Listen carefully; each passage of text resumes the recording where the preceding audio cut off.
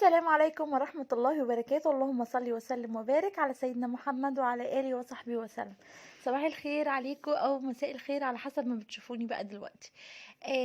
حبايبي داخل مصر وخارج مصر، ازيكم عاملين ايه؟ يا رب دايما تكونوا بخير. انا كده بدأ اليوم بتاعي بكوباية من النسكافيه، اللي هو التلاتة في واحد ده. قلت كده ايه اعمله واضرب لي كده سندوتشين علشان يومي النهارده. ناوي ادلع الولاد واعمل لهم هم وباباهم كده حاجات حلوه. عملت سندوتشين كده جبنه، وقلت يلا النهارده بقى مش مشكله، اكسر الرجيم بقى وابوظ الدنيا واشرب بقى النسكافيه باللبن وكمان يومي طويل، فقلت حاجه كده تديني كده باور يعني. اول حاجه بعد ما خلصت كده، انا دايما معوده نفسي بشتغل بالزبده اللي هي الفرن دي، سعرها 48 جنيه. بس عايزه اقول لكم بعمل بيها كل المعجنات وكل الحاجات اللي انا بعملها الحلوه دي انا بعملها بيها. بعمل ايه علشان احافظ عليها؟ وكمان طلعت طبق من السجق البلدي ده، هعمله النهارده بطريقه جميله معاكم في فيديو. بقطع الزبدة، بسيبها كده ايه تهدى شوية، طبعا بتكون جايالي من السوبر ماركت متلجة يعني، فبسيبها شوية تهدى كده عشان اعرف اقطعها. بقطعها مكعبات وبحطها علبة بلاستيك او العلب اللي هي بتاعت اللي انا بحفظ فيها البرجر او الحاجات دي. دي بقى بصوا ما بتاخدش مكان في التلاجة، باخد القطعة لو انا حابة اخد قطعة واحدة ما بتبقاش لسه هطلع واكسر وكده. دي هعمل بيها وصفة سينابون معاكم النهاردة. طيب السجق ما قدرتش اعمله في فيديو لوحده، قلت مش مشكله تشوفوه معايا النهارده في الروتين، يوم الروتين ده. جبت بقى سكينه وهبدا، جبت بطاطس. هعمل السجق النهارده بالبطاطس، هيعجبكم جدا. البطاطسايه ايه صاحيه جريت مني. عايزه اقول لكم بقى، قلت بقى النهارده وجبه توفير. بمعنى ايه؟ ان انا بنص كيلو ده هغدي البيت كله، هتشوفوا ازاي وهيكفي. نص كيلو ده عامل 65 جنيه، يعني مش غالي قوي، وهتاكلوا وتشبعوا. لو انتوا 4 او 5 افراد هيكفيكوا. قطعت بقى بصل، طماطم، فلفل الوان، وكمان فلفل اخضر. وقطعت السجق زي ما انتوا شايفين، بصوا كل حاجه مقطعه مكعبات زي ما انتوا شايفين ما عدا البصل مقطعاه جوليان. والنص كيلو السجق قطعته زي ما انتوا شايفين. حابين تسيبوه زي ما هو اللي يريحك، بس انا قطعته عشان يبقى سهل على الولاد ياكلوه يعني. بس كده في طاسه بقى على النار، حطيت بقى شويه من الزيت كده حلوين. هنزل بالبطاطس، ابدا اديها تشويحه كده. وده ليه بقى؟ علشان بقى يا حبايبي لو انت نزلتي بالسجق مثلا او بالخضار، البطاطس دي لما تيجي تحطيها مع الحاجه هتتهري منك، هتبقى مهريه. انما كده لما تديها الصدمه دي، البطاطس بتعمل لنفسها طبقه من بره كده.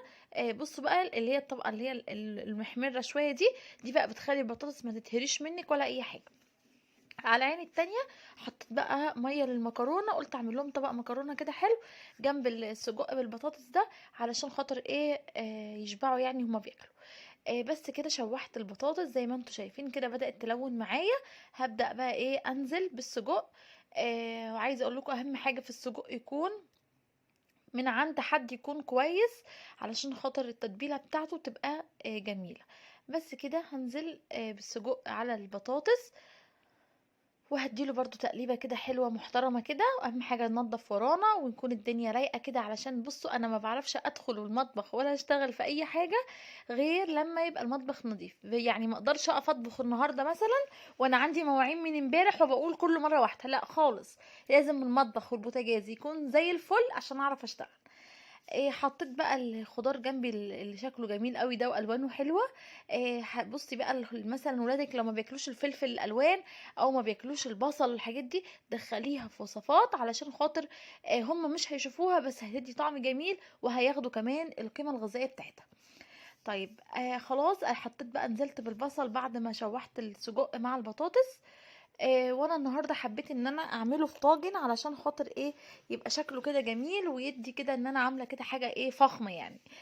نزلت كده برضو بالفلفل، حطيت برضو قرن فلفل حراق، بس مش عايزه اقولكم كان مشطشط خالص. يعني ممكن تحطي ايه يعني حتتين صغيرين كده يدولك لو انتي بتحبيش الاكل حامي قوي يعني. شايفين بقى الالوان جميله مع بعض ازاي؟ قلبت بقى كده تقليبه محترمه. وكمان هنزل بقى دلوقتي بالطماطم اهو. بس هبدا بقى اقول لكم بقى اهم حاجه اللي هتديله بقى طعم. اول حاجه انا رشيت جوزة الطيب، بشرت لي كده شويه صغيرين من جوزة الطيب. عايزه اقول لكم بتفرق جدا جدا في طعم الطاجن ده. وعندي فلفل اسود، عندي كمان شويه من الروزماري. ده الروزماري يا حبايبي بتاع البلكونه بتاعي، انا هو نشفته شويه وخدته. حلوه قوي، احساس جميل قوي ما تبقي انتي حاجتك دي الخضار ده يعني الزرع ده بتاعك انتي. حطيت كمان ربع معلقه من البابريكا، وكمان الملح ما ننساهوش، وكمان هنزل بالطماطمايه. بس كده هوطي بقى النار واسيبهم بقى كلهم يتبالوا مع بعض ويستووا مع بعض، علشان يدولي بقى كلهم ياخدوا من طعم بعض كده. شايفين بقى البطاطس ازاي ماسكه في نفسها، ازاي ما اتهرتش معايا علشان الصدمه اللي انا عملتها لها في الاول دي. بس كده، ده الطاجن البطاطس. ده البطاطس بتاعتي خلصت، هغطيه بقى ووطي النار عليه بقى كده. نيجي بقى للمكرونه. بصراحه انا بعمل المكرونه يا اما مثلا بصلايه صغيره، او بعملها مثلا لو بفص ثوم. انا النهارده حبيت تكون خفيفه، بما ان يعني السجق مليان خضار وبصل وكده، فقلت ما يبقاش كمان المكرونه هي كمان يعني ايه فيها بصل او ثوم كتير. جبت بقى الحله بتاعتي، غليت الميه، غليت. انا بحط ملح بس ما بحطش زيت. ليه؟ لان الزيت يا حبايبي مش بيخلي المكرونه تمسك في الصلصه.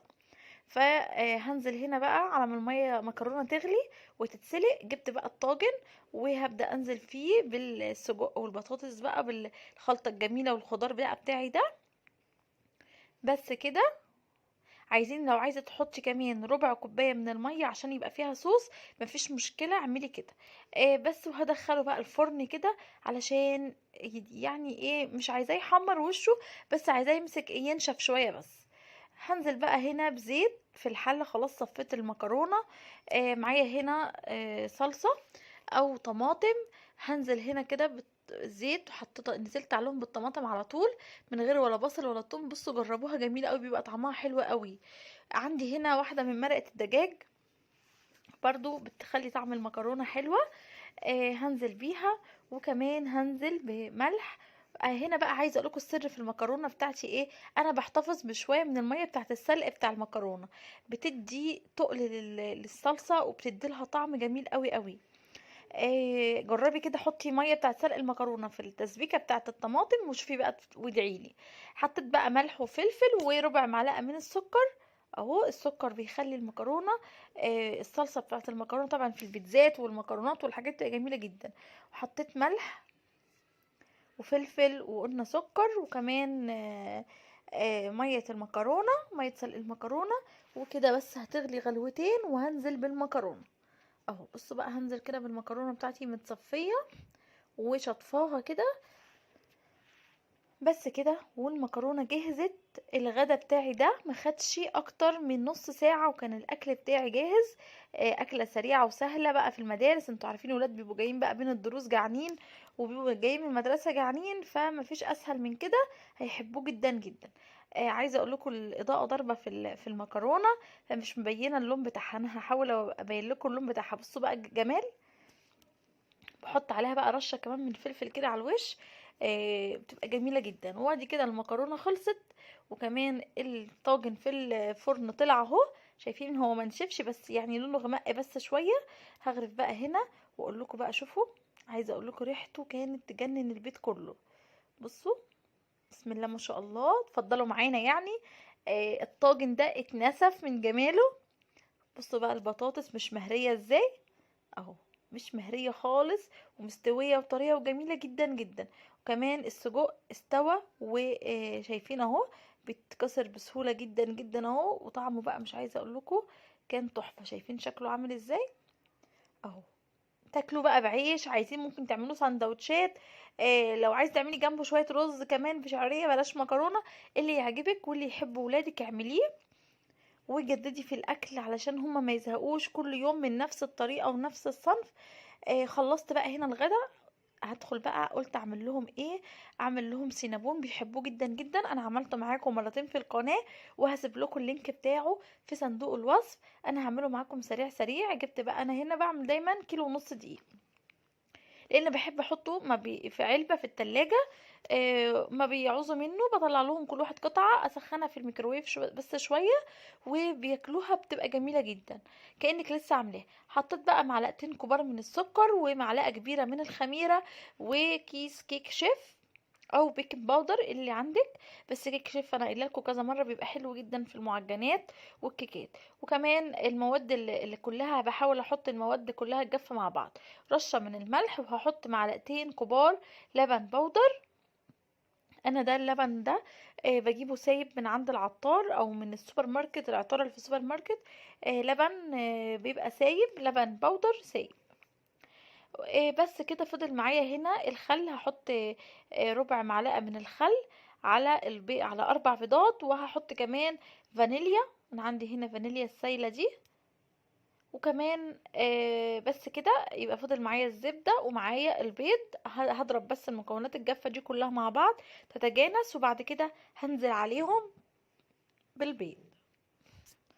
النهارده اليوم بتاعي كان طويل شوية. بس عايزه اقول لكم عملت يعني فرحت ان الاكل طلع النهارده جميل، والولاد انبسطوا جدا جدا. بصوا بقى هنا يا حبايبي، شغال بقى العجان مع نفسه كده بيضرب المواد اللي كلها الجافه مع بعض.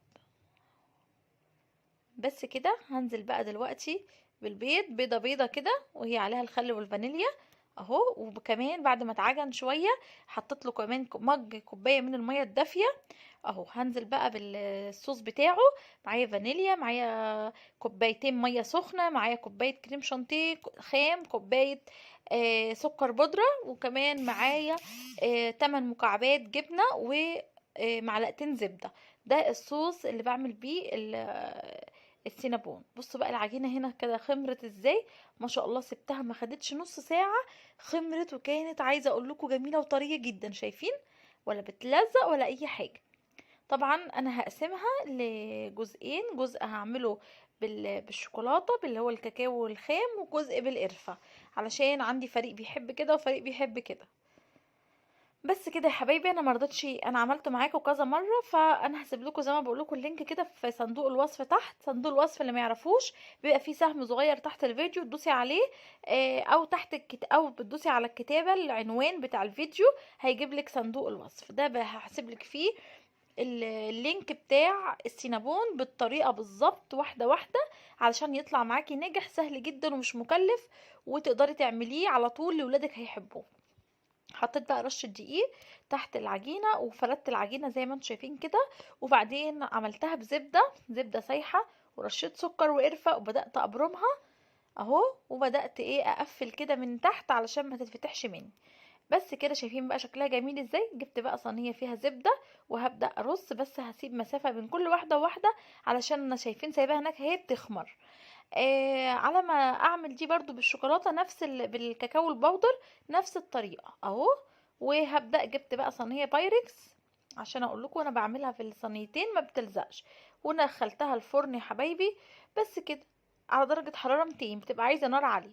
كان عندي بقى المواعين، قلت اغسل برضو المواعين واخلص. اليوم كان طويل.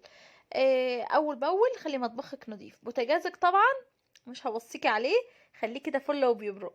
وهنا السينابون خلاص، على ما خلصت المواعين كان السينابون جهز، وبيقول لي طلعيني بقى من الفرن وهاتيلي الصوص علشان انا خلاص عايزه اتاكل. انا بضحك معاكم بس يعني مش اكتر. بس كده اهو الصوص بتاعه اهو. بدات ان انا انزله عليه بقى. مش عايزه اقول لكم الصوص ده يتاكل لوحده كده والله العظيم من غير اي حاجه اهو يا حبايبي. كده هبدا ان انا اخلي السينابون كله عليه الصوص. بيبقى حلو بقى لو مش حدش حابب يتعشى، بروح حاطه قطعه كده ياكلها او يفطر الصبح مع كوبايه شاي بلبن او نسكافيه او قهوه، بتبقى تحفه. وكان عندي بقى صوص شوكليت، صوص كراميل، حطيه بقى عليه. عندك من فوق عايزه تحطي عين جمل، اللي يعجبك حطوا بقى اللايك لليوم الجميل ده.